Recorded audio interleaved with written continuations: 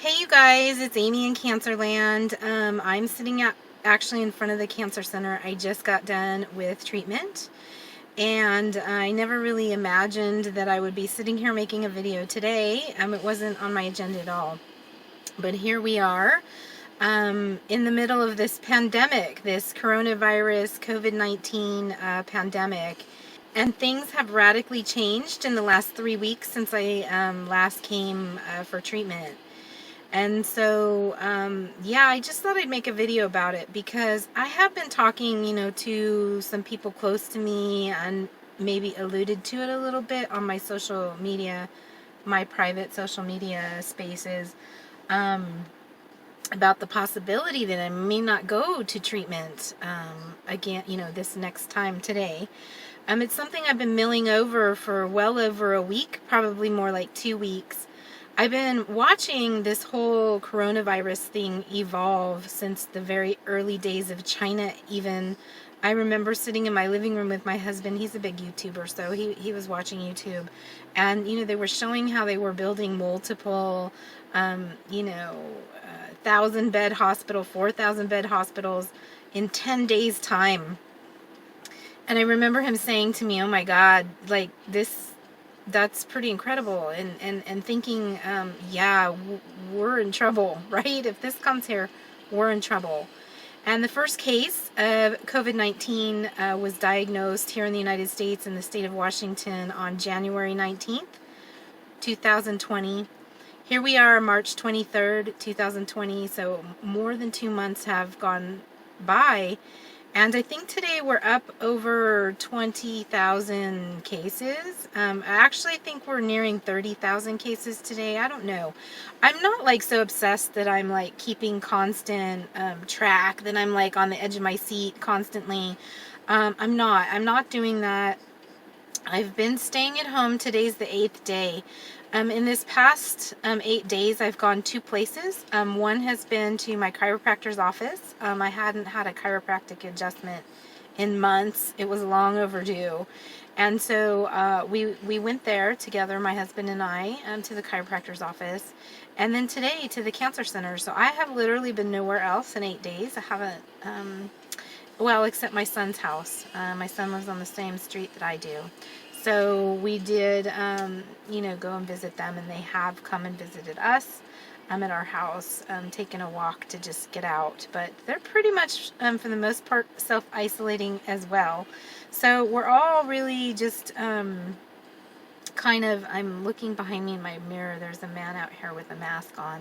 The cancer center is attached to the local hospital. It has a separate entrance, but it's in the backside of the hospital. So this is a real deal. I called the cancer center last week. Here's my main concern. I've been in chemotherapy for 17 years. The type of chemotherapy that I get is called a targeted chemotherapy. So when I was in the initial phases of my cancer treatment, that type of chemotherapy, it kills every rapidly dividing cell. So it's non-discriminate. Any cell that's rapidly dividing in your body is killed. So that includes like your hair, your nails, things like that. Your intestinal tract is constantly with the mucous membranes. Those are constantly rapidly dividing, regenerating cells. So it's why when you have chemotherapy, you can have a lot of gastrointestinal problems, things like that. So you lose your hair, your nails.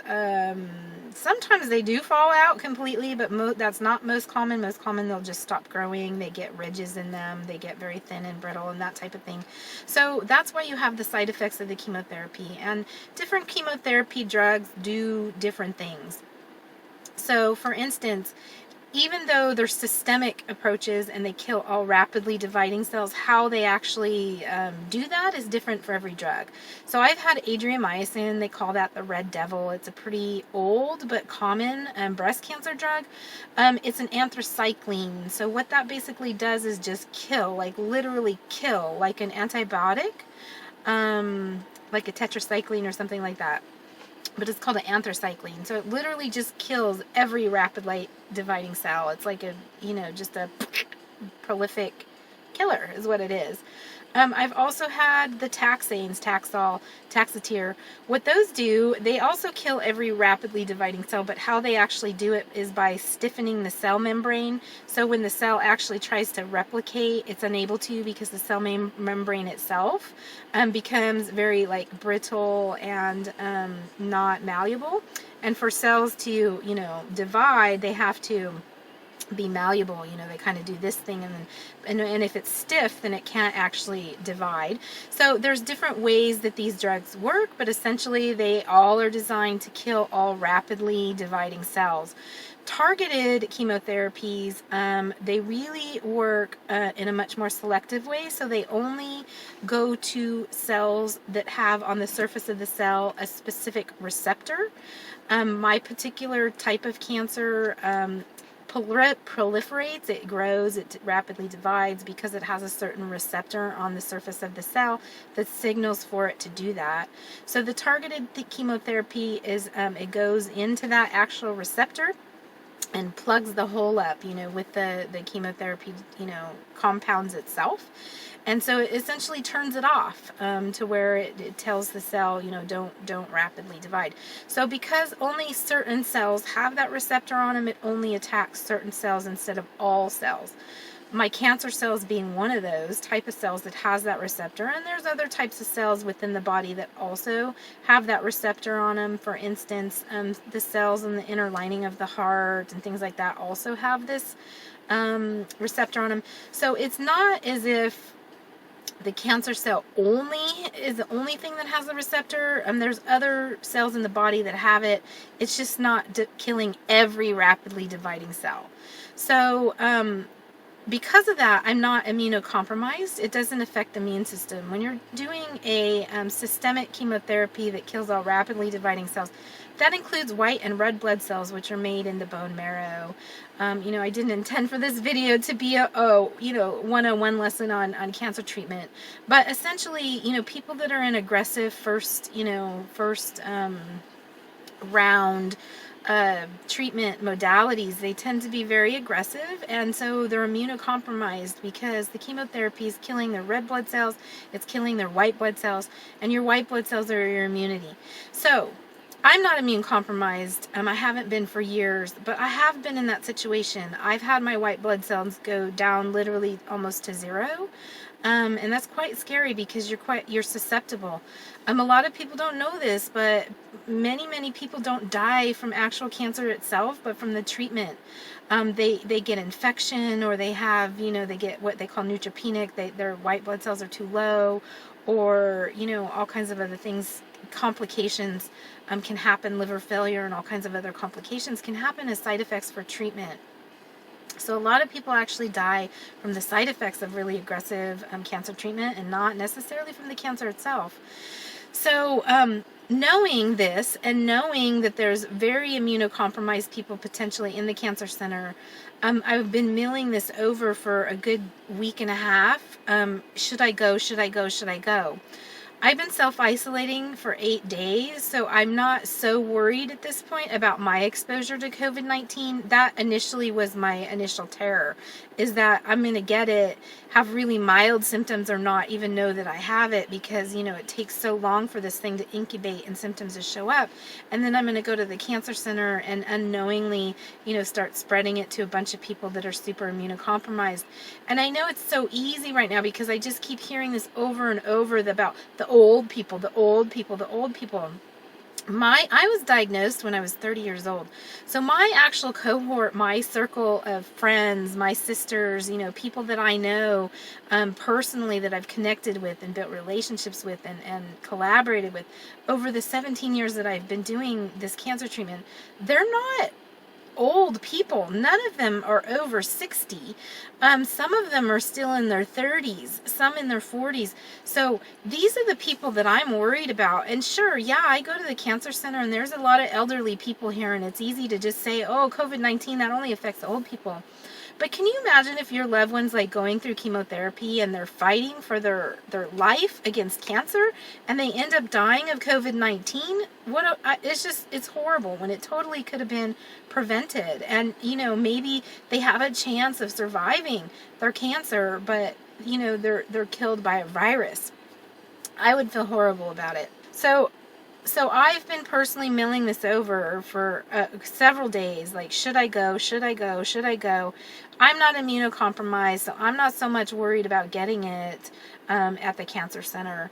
I'm more worried about giving it to somebody else, not intending to or not knowing. And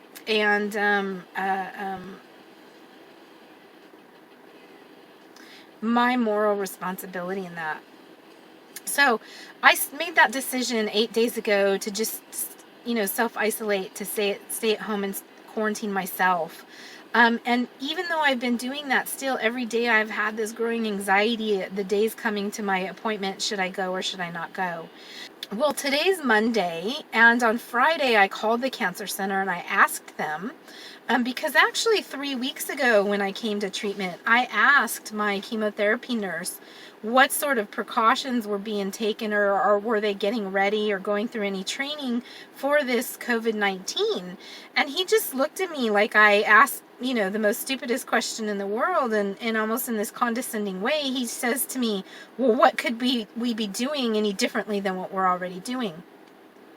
Yes, the cancer center for the most part is a place where people, are conscientious because they're accessing the portacath. Here's my portacath here. They're accessing that. They're sticking, a needle in there, and so they're somewhat conscious of not spreading disease. I mean, if you get some sort of bacteria or viral infection in your portacath line, it's sewed into a major vein that's going back to your heart. I mean, you can get sepsis real quick in a hurry. You can get sick real quick in a hurry. I've actually had sepsis and been hospitalized for that because of my port. So there's always precautions, and they're always, taking these precautions. But that's not enough. When we're talking about COVID-19, we're talking about an airborne thing. We're talking about, touching face, touching nose, touching mouth, all these kind of things. And so I think that at that point 3 weeks ago, people still weren't taking it very seriously. And so my question to him seemed preposterous.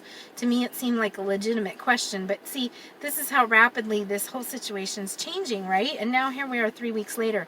When I got to the cancer center, let me back up and just say, so I called on Friday and I asked, I said, is what's happening? Are things changing? I have an appointment on Monday. I'm not sure if I should come in. I'm not immunocompromised. I'm not worried about that. But, I'm worried about other people. What's the precautions? I was basically told that, they weren't allowing guests or visitors to come into the treatment room. It would be patients only, and that they were monitoring patients, for symptoms, and, of course, not allowing them in if they have any kind of symptoms, and that basically it was my decision whether to come in or not. So that didn't exactly really help me just, make a decision. She just said, if you decide Monday morning that you don't want to come in, we completely understand. Just call us. There won't be any penalty for canceling your appointment. So all weekend I stewed about this, what should I do? What's the right thing to do? What should I do? Okay, I've been isolating for 8 days. I probably don't have coronavirus. I'm probably not going to give it to other people. Then my husband's like, well, what if one of the nurses has it and gives it to you? So now all of a sudden I'm thinking about that. And I'm thinking, well, yeah, you're right. I didn't really think about that. Obviously, I know the cancer patients themselves aren't likely going to be that foolish to be out in public right now. But the nurses, some of them are young, and, we see what's happening. People are not listening. They're still going out shopping. They're still going in public places. They're not social distancing. So, I mean, yeah, it's true. I'm counting on the nurses in there to, be realizing that their job is really important right now. And not only do they have to ward against this being in a hospital setting, in a chemotherapy, cancer center setting, but also being out in public and bringing it into the people that they're treating. I mean, can you imagine? That's like those poor, elderly people in the nursing home. They're captive there. They had no choice. And somebody, whoever it was, was bringing it into, the assisted living facility. And next thing you know, people are dying from this. People's family members, their grandmas, their mothers, their sisters, their aunts, whatever. That's horrible. That's horrible. So yeah, my husband's like, well, and then I started thinking about that that's a possibility too, right? I have to think about that. Even though I'm not immunocompromised, I've had radiation, chest wall radiation, and both of my lungs are scarred in the upper lobes of my lungs. So if I get COVID-19 and I develop acute respiratory distress syndrome as a result of the COVID-19 virus, and it starts filling up my lungs from the bottom up, I could potentially be really screwed because the top part of my lungs are scarred as it is. And, I don't want to go into a lot of details, but there's, everybody around me in my family, my immediate family members, we all have underlying conditions, pre-existing conditions that put us at higher risk if we develop acute respiratory distress syndrome from this. So we have to be mindful. I have to be careful. But I'm not paranoid. I'm not at all paranoid. I'm just being mindful and cautious. My decision to stay home for the past 8 days has not been out of paranoia. It's just out of an abundance of caution, knowing I have underlying conditions, but also knowing that I come to the cancer center and I'm exposed to people that are extremely fragile, immune fragile, much more than I am. And I'm taking that seriously as my moral responsibility to protect them as well. Of all ages, not just elderly people. So that's the thing. And so when I called them and it didn't really answer my question, and then today comes and I'm really thinking about it. And I'm thinking, well, in another 3 weeks, what's going to happen? Because we're progressively getting more and more restrictive, more and more locked down. Our rights are progressively being asked to be, accommodated, and people aren't listening, which is going to force, a much more like fascist militant response if we can't get it together and start listening. In a minute, I'm going to tell you what happened today at the store when my husband went out this morning. And so I ultimately decided that in 3 weeks, things might radically change, and that decision to come into the cancer center might be even more of a weighted decision. We might have much more cases of it here. There might be much more evidence of community spread here. And so I'm going to have to continue to weigh that decision. Well, the thing of it is, I can do without this chemotherapy. I've been on this regimen since 2007. Basically, it's to just keep me stabilized. With no progression of disease, which I've been having no evidence of disease since 2007. So far all of that's working. It's great. I can skip a treatment. I can skip 2. I can skip 3. It's not going to kill me. I'm not going to kill over dead. I'm not going to have this prolific growth, knock on wood, of cancer if I miss, a few treatments. I haven't really skipped. At most, I've only skipped 1 treatment. In the whole entire, since 2007 that I've been on this particular drug. So I haven't tested that, but I'm not worried. I'm not fearful. I feel okay. I feel strong, and I have, come a long way in my healing, and I'm okay. I could skip treatment. It's not going to hurt me at all, and I won't have any anxiety about it. But the thing of it is I do still have my portacath, and I have had blood clots. I had a blood clot in my jugular vein, my subclavian veins, from the portacath when it was on this side, and I almost died from that. So the portacath is a thing that it has to be flushed out every 6 to 8 weeks, really. I mean, I get it done every 3 weeks because I'm getting treatment every 3 weeks. So when they give me my chemotherapy, they flush it out. But the standard protocol for that would be every 6 to 8 weeks. So that means I can skip 1 3-week treatment and go 6 weeks in between a treatment and get my portacath flushed, and I'll be okay. But if I skip 2 treatments or 3 treatments, that takes me into weeks and weeks without having a portacath flush. And then I start to worry about that, the potential for blood clots. So that's ultimately why I decided to come in. It was for a selfish reason, knowing that I had self-sacrificed the 8 days of being in isolation and not going out. That I probably don't have the coronavirus. I don't have symptoms of it. I've been checking my temperature every day. It is allergy season, so I do have a lot of allergy-related symptoms that tend to overlap with what we're being told the symptoms of COVID-19 are. And so just as precautionary, I've been taking my temperature every day, and everything's been fine. So I came in knowing that I probably don't have it, and that I need to get go ahead and get treatment, but mostly because I was concerned about the portacath, getting the portacath flush.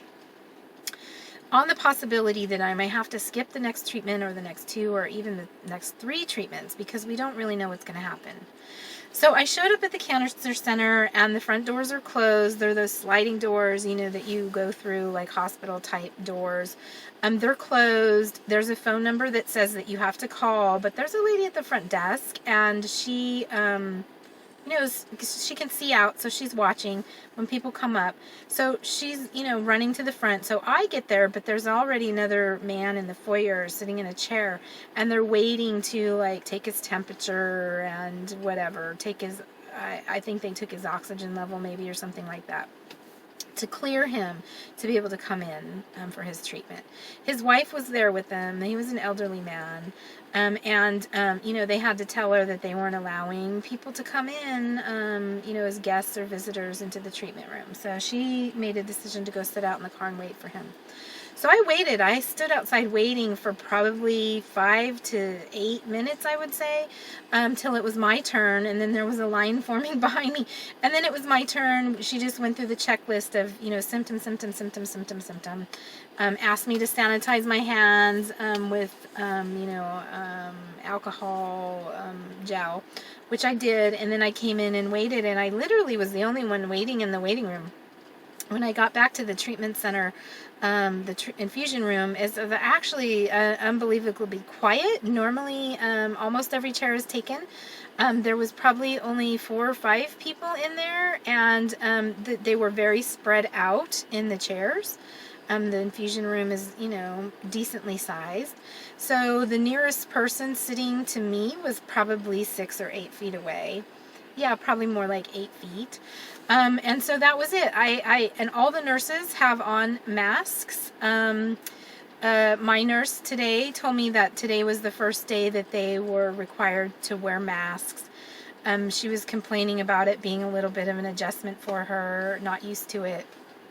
But I was thankful for that. I was really thankful for that, because they lean in really close as they're, accessing your port and, hooking up all the tubes and stuff, and, they're breathing on you and you're breathing on them. And, I was just really grateful that they actually are wearing masks. That felt like the right thing to me. And I also saw them periodically going through and wiping down, the tables. They have these little tables that have wheels on them that they bring over to you that have their baskets full of, the flush, the saline flush and the heparin and all the things, the little gadgets and their sterile gloves, that they put on and all of that. Have all that there.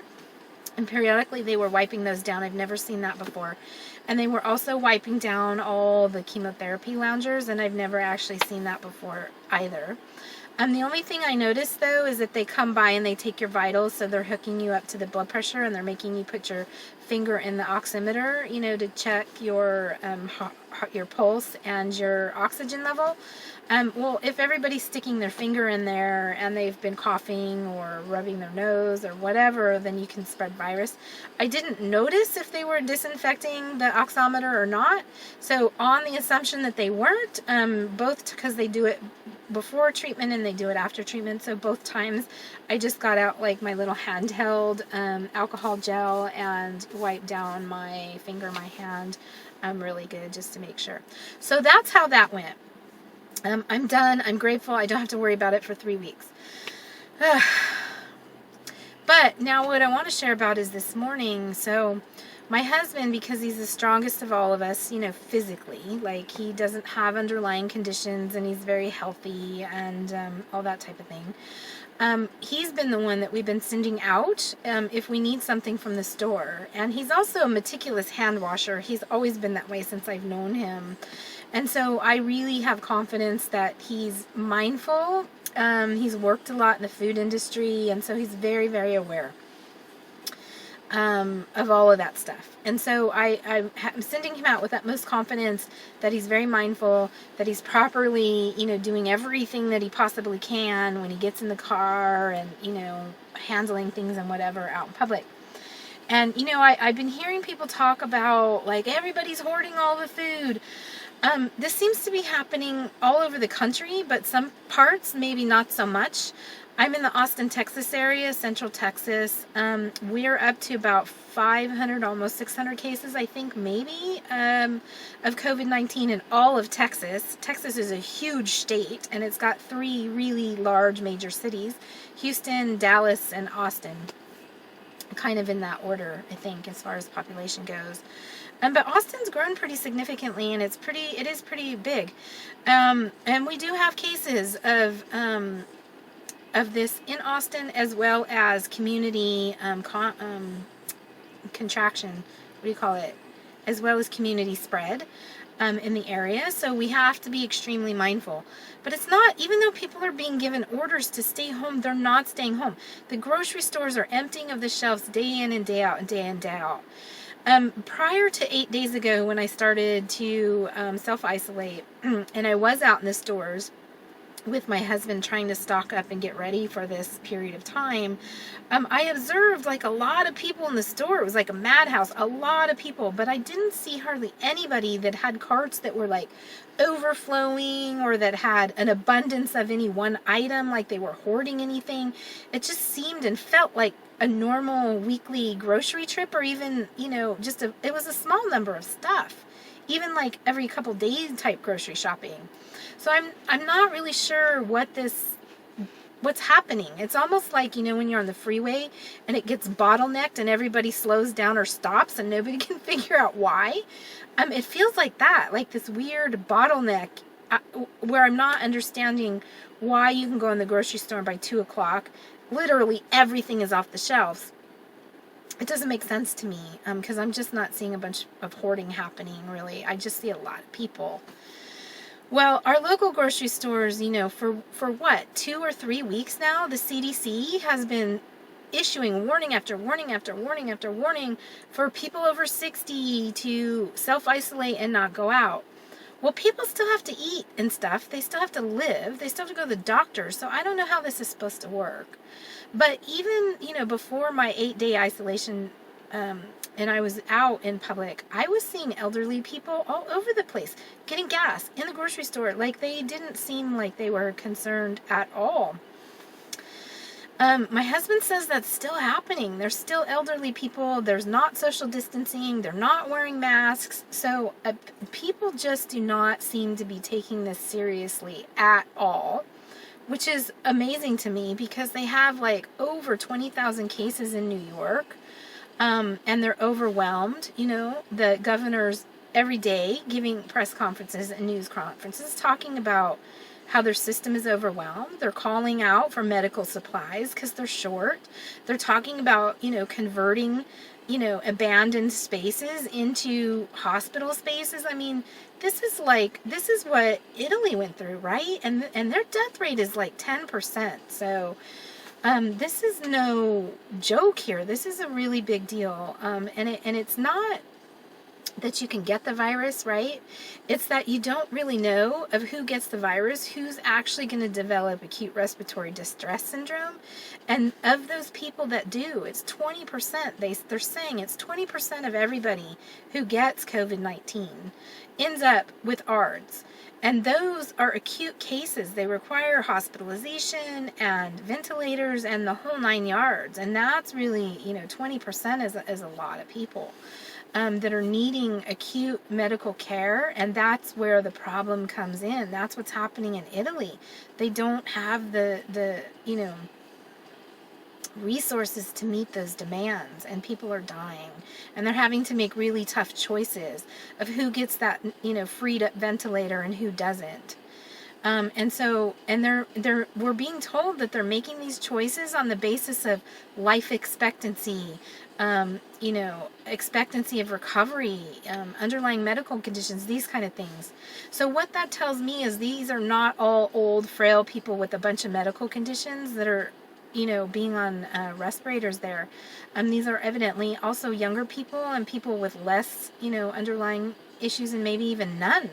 And so if that's going on there, it potentially can go on here too. And I'm not saying this to make everybody scared, but shit, maybe people need to get more scared, because what I'm seeing is that it's not slowing anybody down. And people aren't really taking it seriously, it seems like.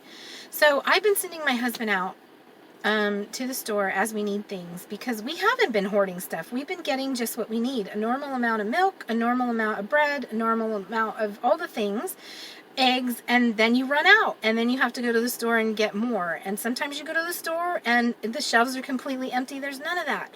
So then you have to go back to the store. It's just a nightmare, right? Of just trying to get what you need to survive.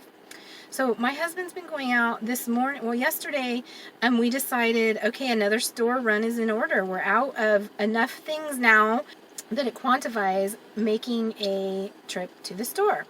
So he went with my daughter-in-law, because she's sort of the designated one in her family as well to be the one that's taking the risk and going out. So my husband and my daughter-in-law got up early this morning, went to the local store. Here in Central Texas, H-E-B is the major grocery store. And here they haven't kept up with what's really happening. So a lot of the stores I'm hearing around the country are having like senior time in the morning, where only seniors can come and shop. That way they're not exposed, to, a bunch of kids, just all of that, whatever. They haven't done that here up until like just yesterday, where they announced a new a thing, where they're gonna try to address this for seniors. But what they just recently started doing, it hasn't been in any of the previous times my husband's gone to the grocery store, is now when people are lining up in the morning to get into the grocery store, because yes, there is a line. The grocery stores cut back their hours. Now there's a line in the morning. Everybody's trying to get the fresh stuff off the shelves before it's gone for the day. And so they've put like little footprints on the ground, and they've spaced them 6 or 8 feet apart or whatever. And they're telling people, form a line, stand on the footprint. And they're only letting so many people in the store at one time, so that people can maintain proper social distancing. Okay? Okay. Maybe this seems like outrageous to you. Maybe it seems like it's overkill. Maybe it seems like it's paranoia. Whatever it seems like to you. All I know is that over and over and over, the president's saying, the CDC is saying, this infectious disease doctor is getting on the television saying, we're hearing the same thing over and over. Social distancing, self-isolation, blah, blah, blah, blah, blah. Nobody seems to want to obey it. Whatever you think about this, it doesn't matter. We're being asked to live our lives a certain way and to obey it. So in trying to honor that, the grocery store is, making moves to encourage that, to promote that, to make that a possibility for people, to provide a structure for people to be able to do this appropriately. So just follow the rules. It's like being in kindergarten, right? When the bell rings and you have to line up and your teacher wants you to line up a certain way. This is kindergarten stuff. It's not that big a deal. So my husband gets in line. My daughter-in-law is in front of him, standing on her little steps. He's standing on his steps. But the guy behind him decides he doesn't have to stand on his steps, and he's literally standing right next to my husband, right up on my husband. So my husband looks back towards him. I'm getting this story from my husband. I wasn't there. He told me when he came home from the store. He looks back to the guy and he tells him, social distancing, can you please back up? And the guy immediately starts harassing my husband, telling him, oh, what are you, paranoid, and this and that, and how stupid this is, and this is all blown out of proportion. And my husband has to firmly tell him, back the fuck up. There's, footprints for you to stand on. Just go stand on them. The guy's still like, blah, blah, blah, blah, So, my husband has to tell him, look, I don't really give a crap if you get coronavirus. That's on you. You take the risk, that's on you. But I have people that I love that are at risk, and I don't want to bring it home to them. So can you please just obey and back up?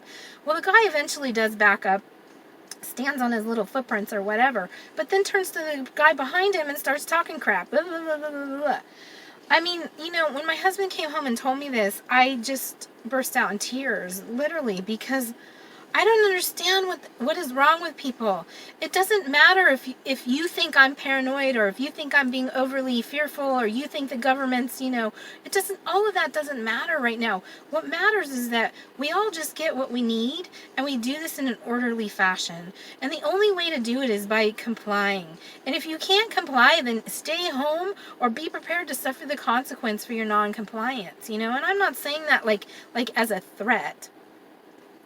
Although my husband can hold his own and he won't take shit. I'm saying that in terms of the more people are not complying, the more aggressive the government might have to get with us in forcing compliance. Is this what you want? This world of fascism and militia military response, and we have to be treated like we're 3-year-olds and we don't know how to manage ourselves. This is one of the reasons why I really just have stayed at home, because, I even read on Facebook the other day that a woman, she admitted that she had tested positive for COVID-19, and she, granted, stayed in the car. She didn't go into the store. She sent her husband into the store while she stayed in the car, and he went grocery shopping. My God, this was in Austin. It's like the dude in New York. He has all these symptoms of COVID-19. He gets tested, but before he gets his test results back, he decides he's going to get on a plane in New York and fly to Florida, right? And it's all while he's sitting on the plane waiting for takeoff, he gets the call saying, "Oh, your tests were positive." He's already on the plane. He can't get off. Now he's exposing all these people on the plane to this as well. What in the hell is wrong with people? I don't understand that. I just wanted to make this video today to talk about my decision of why I decided to go to chemotherapy today. But I also want to make this video to say, I am the face of somebody who is at risk. Yes, granted, I'm 47 years old now. I've been doing this for 17 freaking years. But let me tell you, I have fought long and I have fought hard, and I have been through an unbearable amount of stuff you couldn't even imagine. I've been through stuff that most people wouldn't even survive. And I've done that because my will to live and, my ability to heal myself and work on that has been that strong. That doesn't make it easy. It doesn't mean I just waved a magic wand and this happened for me. I worked hard for this. And I'm not saying it's that either, because, listen, I've known a lot of people I cared deeply about, people I laid hands on and prayed for healing and wanted healing for, that didn't survive. Young women that left behind children. It grieves me. So I'm not going to sit here and try to be so arrogant to say, "Oh, I totally healed myself." Because no, there's an element here of higher workings, of my life purpose, of God's role in all of this as well. But we are the hands and eyes of God. It's the truth. That's why we're here. And so yes, using my hands and my eyes, my heart, my brain that God gave me to also work on self-healing, to also work on survival. And I didn't get to this point in the thing at 47 years old, of 17 years of this struggle, to get myself back healthy, to overcome the long-term side effects, some of them, of cancer treatment, to get myself back on track to, even be in the situation that I am, to freaking get coronavirus and die because I have these long-term complications of cancer treatment. It's appalling to me that people don't have any care or concern for others. I'm dumbfounded by it, and I just broke down in tears, and I thought to myself, this is getting to the point where we're all going to have to self-isolate. We're going to have to start rationing and just live off the food that we have, live off the supplies that we have, and not go out. I don't know how long we can sustain that, but it just feels like it's at that point where the energy out there, the volatility. That man was clearly antagonizing. He wasn't intent on being compliant, being compassionate. He was just intent on being an antagonist. And I don't know how much longer we can be in this situation like this before it gets out of control. And so it's just feeling to me more and more like I just want my husband to stay home as well and not be exposed to not just the coronavirus, but the absolute insanity of antagonistic, irresponsible, uncompassionate idiots. So that's where I'm at. That's the story I wanted to share today of what my husband experienced, and here I am in the front of the cancer center. I'm gonna go home. I'm gonna go back home. I'm not making any stops. Well, I did write my grandmother. Her birthday, her 98th birthday is on the 31st of March. So in a few days, I did write her a letter, and I'm sending her a card, which the post office is literally right here. I'm gonna drive through and just throw it in the slot and keep driving. I'm going home, and I'm not going anywhere. I'm gonna go back to my isolation. I'm glad this is over with. That's it. I'm gonna make another video on my on my shamanic channel, my Soul Whisperer channel, talking about COVID-19, more from that aspect, the personal stuff as it relates to my cancer treatment. I just want to put here on this channel. But the spiritual stuff, the work that I've been doing personally, the messages that I've been getting, what I've been observing in the spiritual community, all of that stuff, I'm going to make another video probably this week that will be going on my Soul Whisperer channel. But so anyway, thank you guys for watching, and I just ask you, if you're one of those people that you're young and you're healthy and you think that you can get this virus and it's not really going to affect you, although we're starting to hear, right, that younger people are getting this and that it's very serious, some of them are dying. But if you think that that's you, and that's another thing, I've really refrained from sharing these stories on my page because I don't want to keep perpetuating like a fear.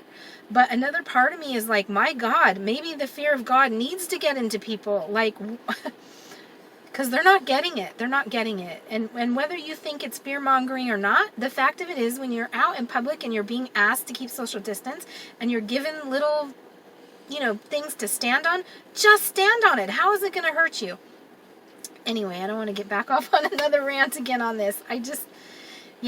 That's where I'm at with this today, and I will see you guys on the other side of this, hopefully.